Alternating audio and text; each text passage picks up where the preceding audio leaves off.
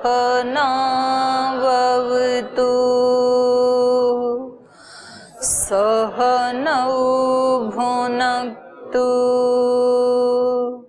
सह वीर्यं करवावहै तेजस्विनावधीतमस्तु मा विद्विषावहै। ॐ शान्ति शान्ति शान्तिः।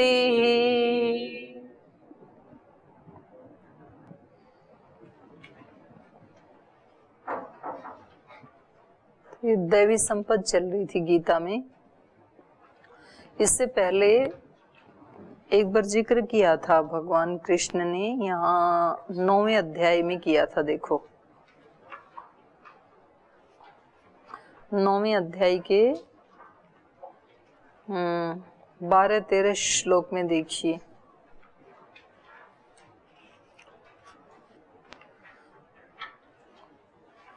बारह में कहा था मोघाशा मोघ कर्माण मोघ ज्ञाना विचेतसः राक्षसीम आसुरीम चैव प्रकृतिम मोहिनीम श्रिता। तो यहाँ आसुरी राक्षसी संपद के बारे में चर्चा की। और फिर 13 में कहा महात्मानस्तु माम पार्थ दैवी प्रकृतिम आश्रिता। तो यहाँ दैवी प्रकृति की बात की, दैवी संपद की बात की। लेकिन यहाँ अर्जुन जो है ना, वो प्रश्न पे प्रश्न पूछे जा रहे थे, तो इसलिए फिर इन्होंने कहा कि मेरे को ज्यादा ज्ञान से कुछ नहीं करना है, मेरे को तो आपके स्वरूप का ही दर्शन करना है। इन्होंने लास्ट में 9वें अध्याय में कहा था मन मना भव मद भक्तो मद्याजी माम नमस्कुरु माम एव एस्यसि युक्त्वा एवं आत्मानम मत परायण। तो अर्जुन ने ज्ञान की बात सुनने के बजाय इनको कहा कि फिर आपका ही भक्त बनना है और आपसे ही युक्त होना है, तो मुझे आप अपना स्वरूप ही दिखा दीजिए। तो वो बात फिर आगे नहीं बढ़ पाई। इन्होंने चर्चा तो की थी यहाँ पर, तो फिर ये 11वें अध्याय में सारा वो चला, विभूति पाद और विराट रूप का दर्शन। और 12वें अध्याय में फिर वो भक्ति योग शुरू हो गया। 13वें में फिर ज्ञान का शुरू हुआ। ज्ञान का होते होते उसकी योग्यताएं बता करके और फिर त्रिगुण का चल पड़ा। फिर 14वें अध्याय में त्रिगुण का विभाग किया और फिर 15वें अध्याय में ब्रह्म का विस्तृत वर्णन किया। तो ये बात बच गई थी बीच में, तो इसलिए यहाँ पर 16वें अध्याय में भगवान ने अर्जुन से बिना ही पूछे सीधा अपना वो है ना वो जारी रखा भाषण। 15वें अध्याय में जो ब्रह्म का स्वरूप बता रहे थे ना, तो उस स्वरूप को जानने के लिए उसको कैसे प्राप्त कर पाएगा कोई, तो ये सीधा यहाँ से दैवी संपद शुरू कर दिया। दैवी संपद को प्राप्त किए बगैर उसको प्राप्त नहीं किया जा सकता ब्रह्म को, तो उसकी आवश्यकता समझी यहाँ पे। तो यहाँ बात चल रही थी अभयम सत्व संशुद्धि ज्ञान योग व्यवस्थिति दानम दमश्च यज्ञश्च स्वाध्याय तप अर्च। तो इसमें एक शब्द के ऊपर उस दिन चर्चा हुई थी, अभयम के ऊपर। और ये बताया था कि हमें होमवर्क ये दिया था कि अपने अपने कितने प्रकार के भय हैं, कौन कौन से भय से अन्वित है, उसको अपना लिखना चाहिए कॉपी में, और फिर उसका अपोजिट उसके सामने लिखना चाहिए। जिस चीज से भय है उसका उल्टा। निर्धनता से भय है तो आगे क्या लिखना है, धनवान बनना है मेरे को, ये संकल्प और उसका उपाय।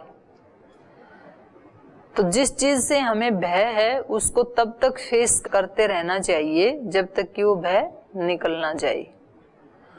और अर्जुन तो स्वयं ही यहाँ पर भयभीत थे। गीता का प्रारंभ ही भय से हुआ है।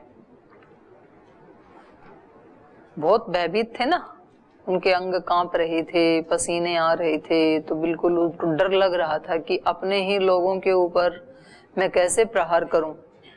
और वहां से अर्जुन पूछते पूछते अपने डर को निकालते निकालते और यहाँ तक आ गए हैं ज्ञान की स्थिति में, भय से उठ करके। और अभय, वास्तव में अभय जो है वो कहाँ निहित है? अभय गुण, कौन अभय है इस संसार में? संसार में भय रहित कौन है? जी हाँ, सर्वम वस्तु भयान्वितम भुवि नृणाम वैराग्यमेवाभयम। नीति श्लोक बताते हैं कि सारी वस्तुएं इस संसार में भय से अन्वित हैं। श्लोक याद है? बोलो।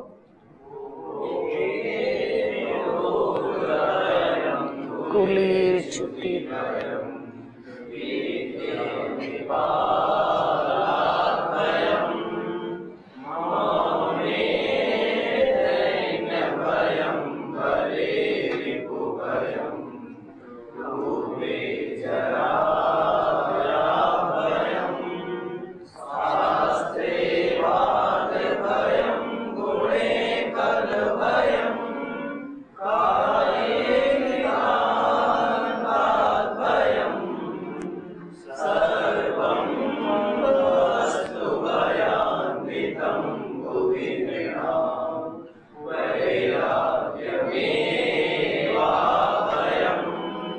आपको याद नहीं करवाते? बहनों को श्लोक याद नहीं करवाते? तो गलत बात है, करवाना चाहिए। तो कुछ तो ये 10-20 श्लोक तो ऐसे हैं जो सबको याद होने ही चाहिए। तो आप भी करो इसको। अभी जो श्लोक बोला ना, और इससे पहले और 8 मतलब 20 श्लोक ऐसे हैं जो सबको याद होने चाहिए। धैर्यम यस्य पिता याद है? नहीं, बहनों को, नई वालियों को पूछो। तो याद करो आप लोग, आपको आए 2-2 महीने हो गए, बताओ श्लोक भी याद नहीं है। तो ये सारी वस्तु, संसार की जितनी भी वस्तुएं हैं, भोग करेंगे तो रोग का भय है। भोगे रोग भयम।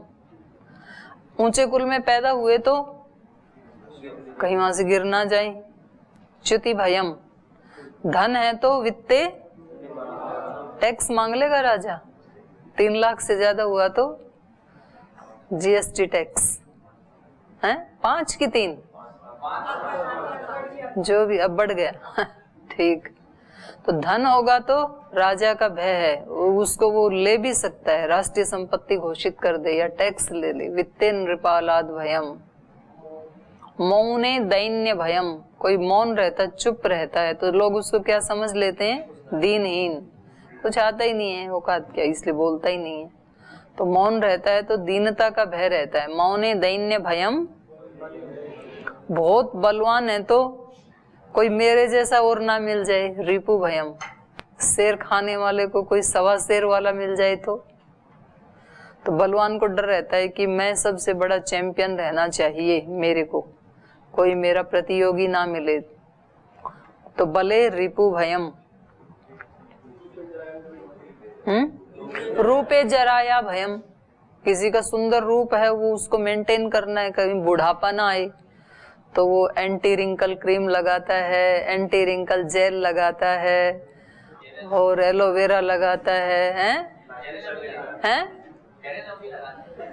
ना। वो तो सांझे ने कर दिया उसका तो फेयर एंड लवली का तो ज्यादा नहीं लगाते, लेकिन उसको चिंता रहती है ना।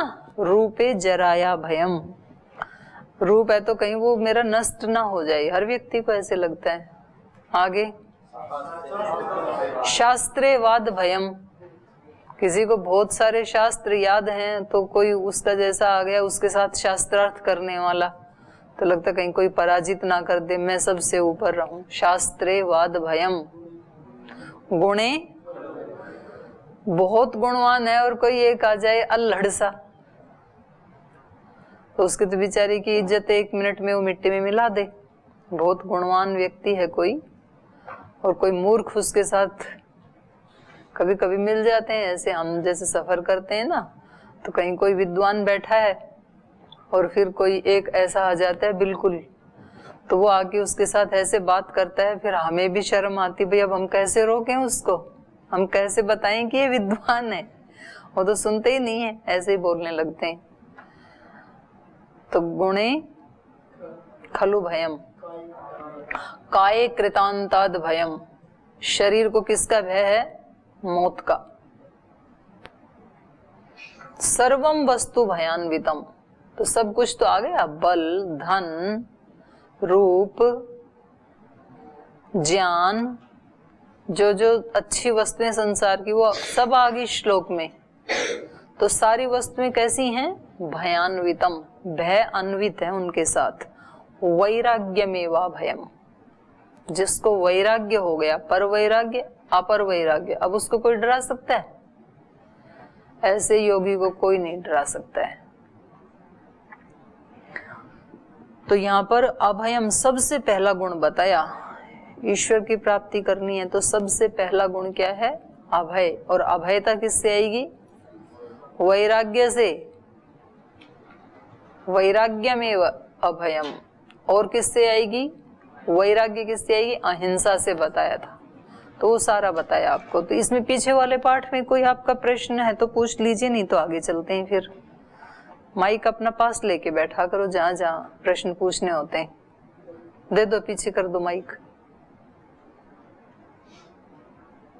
ये इधर आपके पास है, ये वाला दे दो।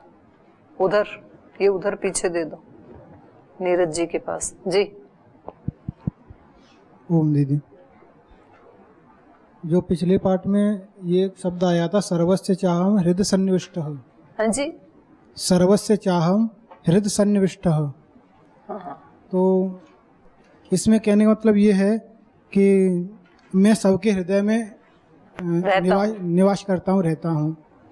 तो जो ऋषि मुनि हैं, और ये भी कहा है कि सर्वत्र व्यापक हूँ, मैं सब जगह हूँ। जी जी। तो जो ऋषि मुनि हैं वो हिमालय क्यों जाते हैं?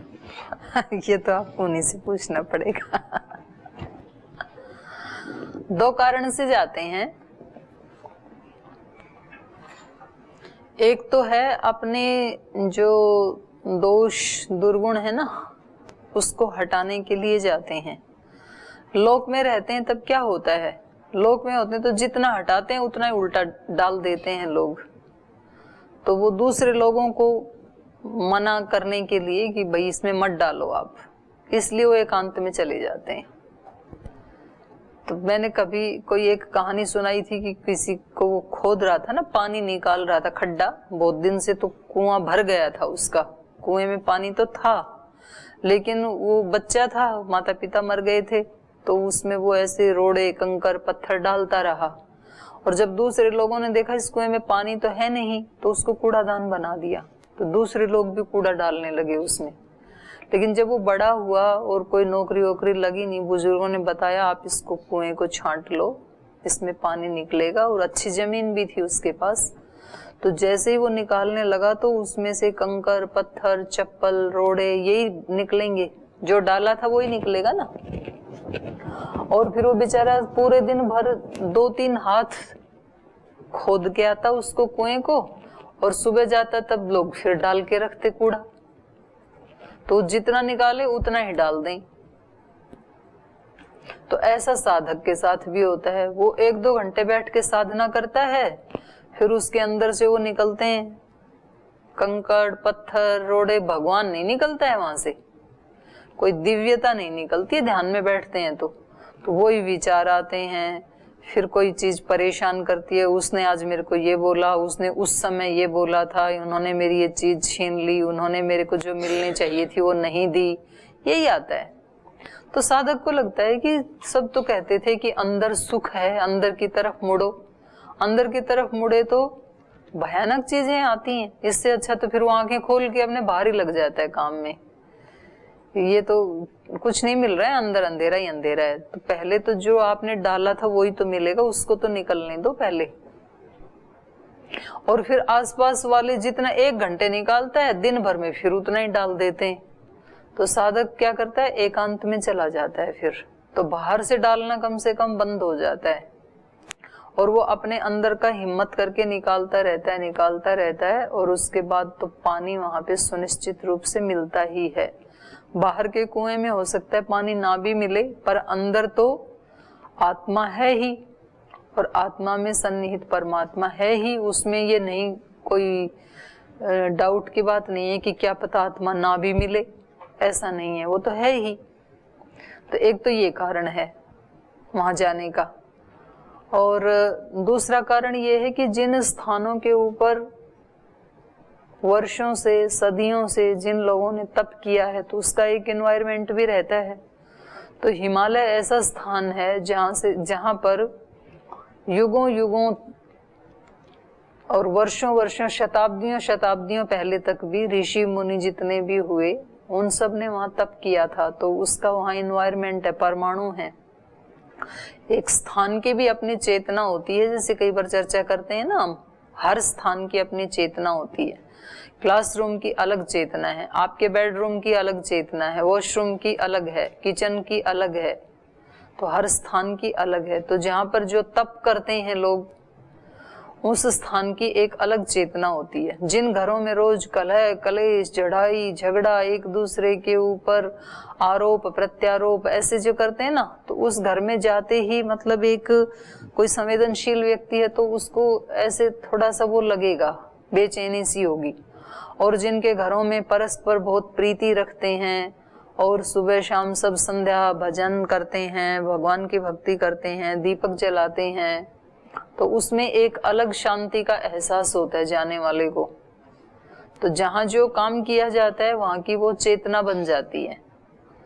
तो बताते हैं कि जैसे श्रवण कुमार अपने माता पिता को वो करवा रहे थे ना, तीर्थ यात्रा करवा रहे थे, तो जब वो हरियाणा के कुरुक्षेत्र प्रदेश से गुजरने लगे तो वहां तो युद्ध हुआ था और मोह का नाश किया था भगवान कृष्ण ने। तो उन्होंने अपने माता पिता से कहा कि इतने महीने हो गए आपको उठा उठा के घूम रहा हूँ, कोई किराया नहीं, कोई भाड़ा नहीं, कुछ तो दो आपके पास जो कुछ है। तो उनको बड़ा आश्चर्य हुआ कि इतना हमारा बेटा आज्ञाकारी श्रवण कुमार और ये कैसी बातें कर रहा है। तो वो चुप रहे और फिर वो आगे जाकर के उन्होंने कहा कि हाँ बेटा आप कुछ पूछ रहे थे हमारे से। तो फिर उसको बड़ी ग्लानि हुई। उन्होंने कहा मैंने कैसे पूछ लिया आपसे, ये मुझे ही नहीं पता है। तो किसी ने बताया ये स्थान का प्रभाव था, उस स्थान का ऐसा ही, उस स्थान की ऐसी चेतना थी। तो यही समझ में आया है जी। जो अपने दोष हैं उनको दूर करने के लिए जाते हैं, मुख्य में ये है। तो दोनों हैं, अपने दूर करने हैं और दूसरे के गुण लेने हैं जी। तो महर्षि दयानंद जी थे, उन्होंने तो एक पाखंड को दूर करने के लिए और एक अपना वैदिक धर्मों को प्रचार करने के लिए एक आंदोलन किया या एक प्रचार किया, लेकिन लोगों ने उन ऊपर पत्थर मारे। हरिद्वार में ऐसे सुनने में आता है। तो वो हिमालय जा करके तपोवन में तपस्या करने गए। तो उनको ऐसा वहाँ क्या मिला तपस्या करने में? उनको सबको सहन करने की शक्ति मिली ना। जब यहाँ आए उनकी बात किसी ने मानी नहीं और उन पे जो पत्थर डाले तो उनसे उनको भी विचलन हुआ। तो उनको लगा कि अभी तप अधूरा है, थोड़ा और तप करना चाहिए मेरे को। तो फिर जाके उन्होंने और अपनी साधना को बढ़ाया। तो लोग तो उसके बाद भी पत्थर मारते रहे, क्योंकि लोगों के पास तो पत्थर के सिवाय और कुछ था ही नहीं। उनके पास, विचारों के पास जो है वही तो देगा। लेकिन उन्होंने उन पत्थरों को फिर सीढ़ियां बना लिया। उनकी अपनी आत्मिक आध्यात्मिक शक्ति और ज्यादा बढ़ गई। और दूसरा, उनके शब्दों में, उनकी वाणी में और ज्यादा शक्ति आ गई अपनी बात को सशक्त ढंग से कहने के लिए। तो साधक देखता है कि अभी मेरा तप कितना है। अगर उसको लगता है कि अभी तप कम है तो वो अपने तप को बढ़ाता है, लोगों को दोष नहीं देता है। फिर जी यहाँ तो कोई मेरी बात सुनता ही नहीं है। अगर कोई बात आपकी नहीं सुनता है, जैसे बात आती है ना कि जी वो कुछ अध्यापक हमारे यहाँ शिकायत करते हैं या अन्य जगह भी करते हैं कहीं, और जो कक्षा में जब पढ़ाते हैं तो वो पीछे बैठ के विद्यार्थी है ना, वो मोबाइल पे गेम खेलते रहते हैं। तो विद्यार्थी को तो रोकना है, गेम नहीं खेलने देना। फिर बाद में पता किया कि विद्यार्थी ऐसा करते क्यों हैं, तो पता लगा कि वो पढ़ाने वाले हैं वो भी गेम उसमें मोबाइल में ही पढ़ाते हैं। वो कहते हैं वो वाला पेज खोलो, तो जब फिर गुरुजी मतलब मोबाइल में पाठ पढ़ाएंगे तो फिर वो पाठ के साथ साथ गेम भी देखेंगे। तो मनाही कहाँ से करनी है, इधर से करनी है पहले फोन की। गुरुजी के पास फोन नहीं होना चाहिए, तो फिर बच्चे भी नहीं फोन का यूज करेंगे कक्षा में। तो महात्मा गांधी के पास भी गए थे ना कोई अपने बच्चे को लेकर जिसको फोड़ा हुआ था, तो बोले 15 दिन बाद आना। 15 दिन के बाद बोले इसको गुड़ मत खिलाना। वे भले आदमी उसी दिन बोल देते ये बात, तो उस दिन तो मैं ही खाता था, तो बोल देता कैसे। तो जो महापुरुष होते हैं वो उसके हेय का वो देखते हैं मूल, हेय हेतु। जो कुछ मेरे जीवन में हेय है उसका हेतु क्या है और हान क्या है, मतलब मुझे प्राप्त क्या करना है और उसका उपाय क्या है। तो हान का तो उपाय करते हैं और हेय के हेतु को हटा देते हैं। तो वो फोकस रहते हैं इन 4 पॉइंट के ऊपर जो महापुरुष होते हैं। और जो दूसरे होते हैं वो हेय के हेतु को देखते नहीं है, हेय को हटाते रहते हैं, उतना उतना हेय और आता जाता है। तो हम ऊपर से चीजों को देखते हैं, उनको हटाने की कोशिश करते हैं या प्राप्त करने की कोशिश करते हैं। हाँ जी, इधर से नीरज जी। ओम दीदी जी। जी दीदी, पिछली क्लास में जो अभयम होना यानी कि निडर होना जो डिस्कशन हुआ था, तो दीदी जी आपने बताया था कि जीवन में आगे बढ़ने के लिए वो बाधा रहते हैं और जीवन जो सिकुड़ जाता है और शक्ति का भय।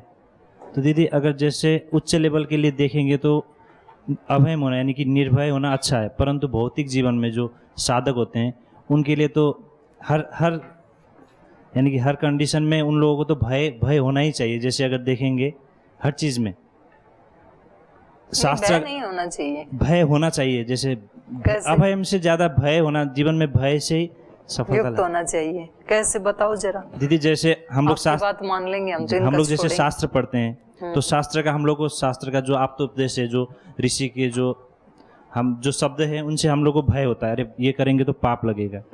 आपको जैसे अगर क्लास में आते अरे नहीं आएंगे तो दीदी जी से डर होगा। अगर डर ही नहीं होगा तो फिर तो कोई चीज़ में भी सफलता। जैसे हम लोग जीवन में हार यानी कि कैरियर बनाते हैं, तो कैरियर में भी अगर देखेंगे तो कैरियर का भय होता है, तभी हम लोग आगे बढ़ने के लिए प्रेरणा होते हैं। माना, आपकी बात माना कि भय से भी आगे बढ़ते हैं, लेकिन भय की जगह श्रद्धा हो तो कैसा रहेगा। शास्त्र में, गुरु में, आचार्य में उसकी श्रद्धा हो, उससे भी आगे बढ़ा जा सकता है। वो तो बढ़ा जा सकता है। आपकी गीता में, शास्त्र में, अपने आचार्य में श्रद्धा इतनी ऊंची हो कि मैं नहीं, और अपने जीवन के प्रति अवेयरनेस इतनी हो कि ये काम नहीं करूंगा तो नुकसान किसका होगा, मेरा होगा कि दूसरे का होगा। अगर आपने शास्त्र नहीं पढ़े तो नुकसान आपका होगा कि शास्त्र का होगा। तो उन्नति के लिए ये चीजें हमारा वो नहीं बनती हैं, संबल नहीं बनती हैं, जो नेगेटिव चीजें हैं ना। और जो भय के कारण जो छात्र कक्षा में आके बैठ रहा है, तो वो कक्षा के बाद उसका भय खत्म, तो वो शास्त्र के लिए तो आ ही नहीं रहा। तो कभी भी उसके जीवन में ये चीजें शास्त्र अभिव्यक्त नहीं होगा। वो भय हटा और फिर वो ही करेगा जो उसके अंदर संस्कार हैं। इसलिए मूल बात यह है कि उसको हटाना है हमें, जो दोष है ना। और उन दोषों में भय भी एक दोष है, नेगेटिव एनर्जी है ये। अब सारा संसार पुलिस के भय से भयभीत होकर के चोरी नहीं करता है। अगर पुलिस ना हो तो कोई भी कहीं से कुछ भी उठा के लेके जाएगा। लेकिन ये कोई महापुरुषों की पहचान नहीं है, ये सामान्य लोगों की पहचान है। महापुरुष तो वही है कि जो एकांत में भी कहीं किसी की कोई चीज पड़ी होगी तो वो कहेगा मेरी तो है नहीं, उसका मन विचलित नहीं होगा। एकांते कांचनम दृष्ट्वा यस्य न विचलित मनः। और वो देखेगा भाई मैंने तो ये कमाया ही नहीं, तो मेरा इसके ऊपर क्या अधिकार है। तो भय कोई आगे बढ़, ऐसे हम सोच लेते हैं कि जी भय के कारण काम होते हैं, भय के कारण काम नहीं होते हैं। कल मेरे को कौन कह रहे थे, एक बोल जी हमें ना डर लगता है, पीजी के एक स्टूडेंट थे, पता नहीं आए नहीं, अभिषेक जी आए, पीजी वाले आए नहीं आए, अभिषेक जी नहीं आए, फिर गए। अब बोल जी हमें डर लगता है, फिर भी मैं आपको कह रहा हूं, मतलब किसी भी, हमें व्यक्ति से डर नहीं लगता है, हमें डर लगता है जब हमारे अंदर कोई ना कोई त्रुटि होती है, दोष के कारण डर लगता है। जिसके अंदर कोई भी दोष नहीं है वो क्यों डरेगा? बच्चे को डर नहीं लगता है, जैसे बच्चे को ये नहीं पता कि ये सीएम है, कि ये पीएम है, कि ये स्वामी जी हैं, कि ये कोई बहुत बड़े योगी हैं, उसको कहीं भी छोड़ो वो वैसे ही हंसता है, वैसे ही चिल्लाता है, किलकारी मारता है, फिर उसके माता पिता उसको चुप करते हैं, बोलना नहीं। उसको लगता है क्यों नहीं बोलना है, वो अपने उसी मस्ती में खेल, क्योंकि उसके मन में कोई दोष ही नहीं है। तो भय हमें व्यक्ति से नहीं लगता है, भय हमें अपने दोषों से लगता है। तो ऐसे भी लोग हैं जिनको किसी से डर नहीं लगता है, और ऐसे भी हैं जी हमें तो आपसे बहुत डर लगता है। भाई आपको डर मेरे से नहीं लगता है, आपको अपनी किसी त्रुटि से लगता है। आपको लगता है वहां गए और ऐसे पूछ लिया तो कहीं फंस ना जाएंगे, आप उनको हटाओ, फिर आपको डर नहीं लगेगा किसी से भी। क्यों लगेगा डर? दीदी तो मेरा प्रश्न ये था ना, जैसे नया साधक के लिए भय होना आवश्यक है? नहीं, भय की जगह श्रद्धा होना आवश्यक है, भय आवश्यक नहीं है। भय से जो भी प्राप्त करोगे आप, वो 2 कौड़ी का होगा, वो संपत्ति नहीं होगी आपकी। जिस आधे अधूरे मन से आपने प्राप्त किया था, उसी मन से वो चला भी जाएगा, वो आपकी संपत्ति नहीं बन सकता है, जो भय के कारण आप प्राप्ति बता रहे हो। नया साधक भी भगवान ऐसा कर देंगे, देवी देवता ऐसा कर देंगे, आचार्य ऐसा कर देंगे, ऐसे डर करके लोग रिचुअल्स करते हैं, अच्छे काम करते हैं, लेकिन वो उनके जीवन का अंग नहीं बन पाते हैं ना। फिर तो हमें करना चाहिए, इसलिए हम अच्छा काम करते हैं, भगवान के भय से नहीं करते हैं। हमें करना चाहिए इसलिए करते हैं। हम यज्ञ क्यों करते हैं? करना चाहिए इसलिए करते हैं, इसलिए थोड़ी करते हैं कि भगवान जी नाराज हो जाएंगे। और भगवान जी कभी किसी से नाराज नहीं होते हैं। तो गीता में पढ़ा ही था ना आपने कि मैं ना किसी के सत्कर्म से प्रसन्न होता हूँ, ना किसी के दुष्कर्म से नाराज होता हूँ। भगवान जी कोई हमारे जैसे सामान्य मनुष्यों जैसे तो है नहीं कि वो कभी प्रसन्न हो जाएं किसी चीज से, कभी नाराज हो जाएं। तो फिर तो भगवान का ही के, फिर तो सामान्य मनुष्य हो गए। तो भगवान के ऊपर कोई प्रभाव नहीं पड़ता है। तो हम जो भी अच्छा करते हैं वो किसी के भय से ना करें, डर से ना करें, बल्कि इसलिए करें क्योंकि हम अच्छे हैं। और जो अच्छे काम अच्छे लोग नहीं करेंगे तो कौन करेगा? हम शास्त्र की रक्षा इसलिए करें क्योंकि हम शास्त्र वेत्ता ऋषियों के वंशज हैं, उनके प्रतिनिधि हैं। तो हम नहीं करेंगे तो कौन करेगा? इसलिए हम शास्त्र पढ़ते हैं। हम अहिंसा का पालन क्यों करें? जो अहिंसा का पालन करने वाले ऋषि थे, हम उनकी संतान हैं। तो अपने पिता की विरासत को हम नहीं संभालेंगे तो कौन संभालेगा? अपने माता पिता, दादा परदादा, उनके मकान को कौन संभालते हैं? उनके वंशज। वो कहते हैं जी ये हवेली हमारे दादाजी की है, तो इसका टेक केयर हम नहीं करेंगे तो कौन करेगा? तो ये सारा ज्ञान विज्ञान हमारे पूर्वजों का है। और जो वेद का ज्ञान है वो मेरे प्रभु का है, सारा मेरे ईश्वर का है, क्योंकि मेरा और उसका नाता शाश्वत है। तो अगर मैं इसकी रक्षा नहीं करूंगा तो कौन करेगा? अगर मैं वैसा जीवन नहीं जीऊंगा तो कौन जिएगा?